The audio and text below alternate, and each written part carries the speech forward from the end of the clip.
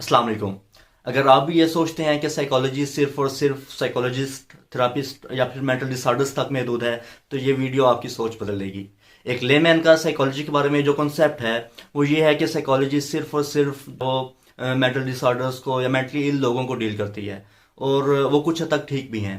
Psychology की ढेरों fields में से एक फील्ड है abnormal psychology. Abnormal psychology deal करती है मुख्तलिफ मेंटल डिसऑर्डर्स को, जैसे स्ट्रेस हो गया, एंग्जाइटी, डिप्रेशन, फोबियाज और उससे रेलिवेंट बहुत से फिनोमिनास को। लेकिन ये साइकोलॉजी की सिर्फ एक फील्ड है, ये मुकम्मल साइकोलॉजी नहीं है। ऐसे ही साइकोलॉजी की एक और फील्ड है जिसे हम कहते हैं पॉजिटिव साइकोलॉजी। पॉजिटिव साइकोलॉजी में हम इंसान की गुड क्वालिटीज़ को स्टडी करते हैं। गुड क्वालिटीज़ में जैसे वेलबींग आ गई, हैप्पीनेस या सेटिस्फेक्शन वगैरह। सुबह उठने से लेके सोने तक, और यहाँ तक कि सोने के बाद भी साइकोलॉजी हमारी ज़िंदगी में शामिल रहती है। लोग कैसे बिहेव करते हैं, उनके बिहेवियर की वजह क्या है, अगर वो जैसे रिएक्ट कर रहे हैं वो क्यों वैसे रिएक्ट कर रहे हैं, और ऐसी बहुत सी मुख्तलिफ वजूहात। गर्ज ये कि जहाँ पर भी जहन है, माइंड है, बिहेवियर्स हैं, वहाँ पर साइकोलॉजी है। साइकोलॉजी हमारी ज़िंदगी में किस तरह असरअंदाज होती है, आइए जानते हैं। Number one, understanding. साइकोलॉजी हमारी अंडरस्टैंडिंग में इजाफा करती है, चाहे वो हमारे खुद के साथ हो या दूसरों के साथ हो। खुद के साथ अंडरस्टैंडिंग, सेल्फ की अंडरस्टैंडिंग। साइकोलॉजी हमें अंडरस्टैंड करवाती है, हमें समझाती है कि अगर मेरा मिजाज जैसा भी है वैसा क्यों है। अगर मुझे बहुत ज़्यादा गुस्सा आता है, मैं बहुत ज़्यादा हाइपर हो जाता हूँ, तो क्यों होता हूँ। अगर मैं बहुत ज़्यादा ओवर थिंकिंग कर रहा हूँ तो उसकी वजह क्या है, या कौन सी सिचुएशंस हैं जो मेरे लिए बहुत ज़्यादा प्रॉब्लमेटिक होती हैं।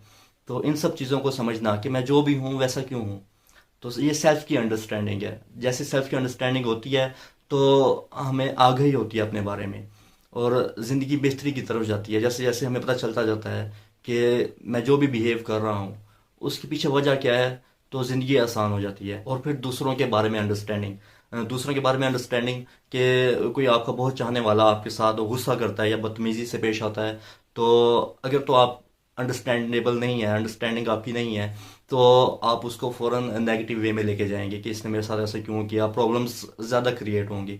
लेकिन जैसे ही आप उसको अंडरस्टैंड करते हैं कि मे बी उसके पीछे कोई रीज़न होगी, कोई वैलिड रीज़न होगी, कि कोई ऐसी वजह जिसकी वजह से उसने ये बिहेवियर शो किया, तो जैसे ही आप अंडरस्टैंडेबल होंगे उस सिचुएशन में, आप उसको समझेंगे, तो आपके दरमियान जो प्रॉब्लम्स हैं वो कम होती चली जाएंगी। पॉइंट नंबर टू है कम्युनिकेशन। जैसे ही हमारी अंडरस्टैंडिंग अच्छी होती है तो ऑटोमेटिकली हमारी कम्युनिकेशन में बेहतरी आने लग जाती है। वो कम्युनिकेशन चाहे हमारे खुद के साथ हो या दूसरों के साथ हो। अगर वो कम्युनिकेशन हमारे खुद के साथ है तो वो इंट्रापर्सनल कम्युनिकेशन होगी। मैं कोई एक लाइफ सिचुएशन लेता हूँ कि कहीं पर मुझे फेलियर का सामना करना पड़ रहा है, और अगर मेरी कम्युनिकेशन खुद के साथ अच्छी है, मेरी अंडरस्टैंडिंग अच्छी है, तो मेरी कम्युनिकेशन कैसे होगी। कोई फेलियर अगर मेरे सामने आती है, कोई नाकामी मेरे सामने आती है, तो मैं खुद से कहूँगा हसान, टेक इट इजी, परेशानी वाली कोई बात नहीं है, you can do it better. क्योंकि मुझे अपनी एबिलिटीज़ का पता है, मेरी खुद के साथ अंडरस्टैंडिंग अच्छी है, तो मैं एक पॉजिटिव वे में खुद से कम्युनिकेट कर रहा हूँ कि हसान, कोई मसला नहीं है, कि तुम इससे बेहतर कर सकते हो। मेरी खुद के साथ अंडरस्टैंडिंग अच्छी है, तो मैं कहूँगा कि हसान, ये तुम्हारे लिए मैटर नहीं करता, failure it's part of life, कोई मसला नहीं है, नेक्स्ट टाइम इंशाल्लाह you can do it better. लेकिन अगर मेरी खुद के साथ अंडरस्टैंडिंग अच्छी नहीं है तो मैं कैसे खुद से कम्युनिकेट अच्छा कर सकता हूँ। मुझे नहीं पता कि मेरी एबिलिटीज़ क्या हैं, मुझे नहीं पता कि मेरी वीकनेस क्या है। अगर मुझे किसी भी फेलियर का सामना करना पड़ता है तो मैं कहूँगा कि जी, मायूस हो जाऊँगा। मैं कहूँगा कि जी, मैं दुनिया का सबसे नाकाम तरीन बंदा हूँ, मेरे से नाकाम बंदा ही कोई नहीं है, और आखिर ये नाकामियाँ मेरे ही हिस्से में क्यों आती हैं। इन तमाम बातों को मैं खुद के साथ कम्युनिकेट करूँगा, अपने खुद के साथ बातें करूँगा, और जो कि इंतहाई मायूस कन होगा। ऐसे कम्युनिकेशन दूसरों के साथ, इंटरपर्सनल कम्युनिकेशन। जैसे ही हमारी अंडरस्टैंडिंग अच्छी होती है तो हम लोगों के बारे में जजमेंटल होना छोड़ देते हैं। हम लोगों को अंडरस्टैंड करते हैं कि वो कोई भी बिहेव कर रहे हैं, तो उनके जो बिहेवियर की काज है वो क्या है, उनकी काज ऑफ बिहेवियर क्या है, हम उनको समझने की कोशिश करते हैं। लोग जिस तरह का भी एक्ट कर रहे हो, हम एक सुलझा हुआ रिएक्शन देते हैं जब हमारी उनके साथ अंडरस्टैंडिंग अच्छी होती है, उनके साथ कम्युनिकेशन भी हमारी अच्छी हो रही होती है। कि किसी भी तरह से लोग अगर एक्ट कर रहे हैं, अगर वो आपके साथ अच्छा नहीं है या किसी के साथ अच्छा नहीं है, आपने ऑब्जर्व किया, अगर तो आपकी अंडरस्टैंडिंग है तो आप एक सुलझा हुआ रिएक्शन देंगे, अंडरस्टैंडेबल रिएक्शन देंगे, कि जो ज़्यादा प्रॉब्लमेटिक ना हो, ज़्यादा प्रॉब्लम्स को क्रिएट ना करे, इश्यूज क्रिएट ना करे, सुलझाव की तरफ लेके जाते हैं। पॉइंट नंबर थ्री है प्रॉब्लम सॉल्विंग। जो लोग साइकोलॉजी को अंडरस्टैंड करते हैं या उनको अप्लाई करते हैं साइकोलॉजी के मुख्तलिफ रूल्स को अपनी ज़िंदगी में, तो वो हमेशा प्रॉब्लम सॉल्विंग की तरफ जाते हैं।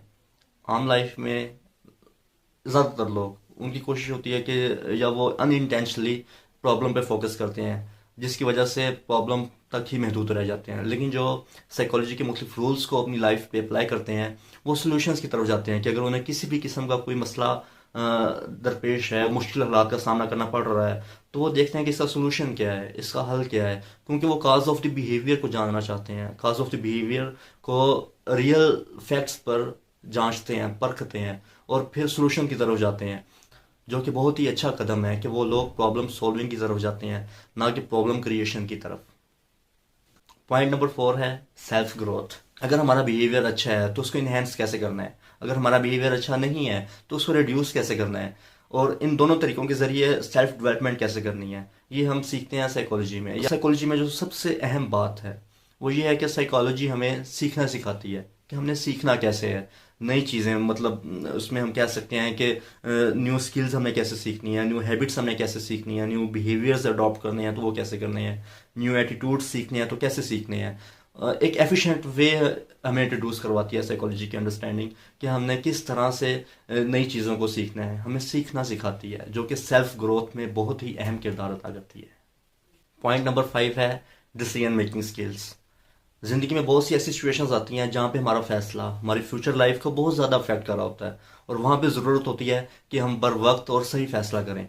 कुछ लोग होते हैं जो फैसला ठीक करते हैं और वक्त पर करते हैं। ज़्यादातर लोग जो हैं वो जब भी कोई ऐसी सिचुएशन आती है तो बहुत ज़्यादा सोचते हैं, इतना सोचते हैं कि वो फैसला करने का वक्त गुजर जाता है, और फिर चाहे वो सही फैसले पर पहुंच भी जाएं तो उसका फिर फ़ायदा कोई नहीं होता, क्योंकि उसका टाइम गुजर गया होता है। लोगों के लिए डिसीजन मेकिंग में फ़र्क किस वजह से है, क्यों है, आइए इसके बारे में जानते हैं।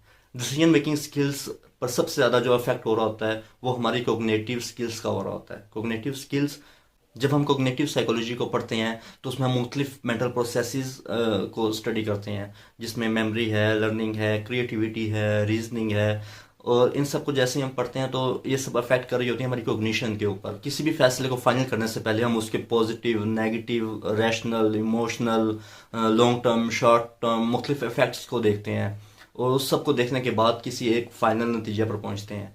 तो इस सब में कोग्निशन जो है वो बहुत अहम किरदार अदा करती है। जैसे ही हमारी कोग्निटिव स्किल्स अच्छी होंगी तो इन सब फैक्टर्स को हम मद्देनज़र रखेंगे और एक अच्छे फैसले तक पहुंच सकते हैं।